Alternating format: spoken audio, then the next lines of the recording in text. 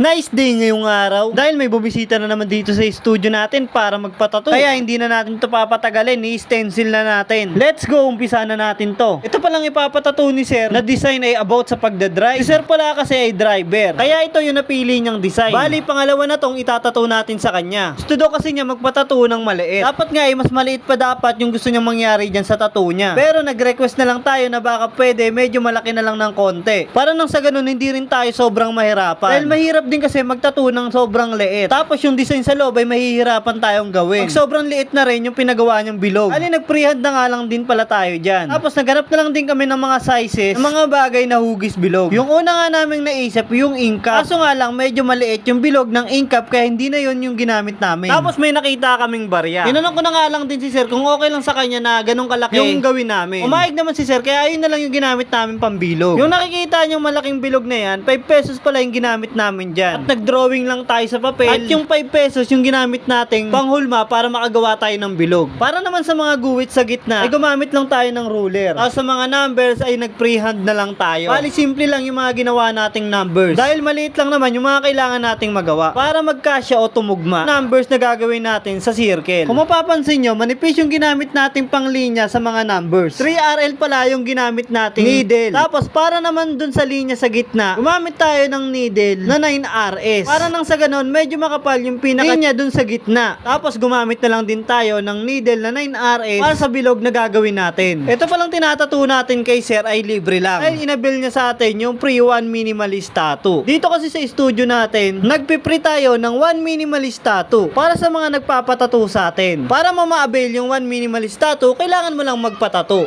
Pag balak mo magpatato at magpa-schedule, pwede ka magtanong kung available pa ba yung promo na 1 free minimalist tattoo. Basta't kung magpapatato ka, gusto mong ma-avail yung promo natin na 1 minimalist tattoo, sabihin mo lang. Sa mga may balak na magpatato, pwede kayong mag-direct message kung may gusto kayong itanong. Mas maganda kasi matanong nyo muna kung nagbabalak kayo magpatato para nang sa ganun magka-ideya kayo sa gusto nyong ipatato. Huwag kayong mahihiya na magtanong o mag-suggest sa gusto nyong mangyari sa gusto nyong ipatato. Para nang sa ganun magawa yung gusto nyong mangyari sa gusto nyong ipatato. At kung nagbabala ka pa lang at first time mong magpatato, na mas mainam din na mag-inquire. Para pag dumating na yung time na gusto mo na talaga magpatato, ay may idea ka na about sa tato o sa mga gusto mong ipatato. Ay na pala, highlights na pala tayo. Lalagay na lang tayo ng konting white ink. Napakalakas ni sir dahil hindi man lang siya gumalaw sa ginawa nating tattoo dyan. Dahil nung una ay tinatanong pa niya tayo kung masakit daw ba magpatato dito sa bandang leeg. Sabi naman natin na kaya naman yan dahil maliit lang naman tong gagawin natin at mabilis lang din matatapos. Dahil hindi siya gumalaw nung tinatatuwa natin siya, ibig sabihin basic lang tong ginawa nating tattoo sa leg niya. At hindi siya ganon nasaktan. Ay na rin pala, tapos na rin pala tayo. Ay na nga yung kinalabasan sa ginawa nating tattoo kay sir. Sana naging masaya ka sa ginawa nating tattoo. Kaya para sa tattoo ni sir, nice!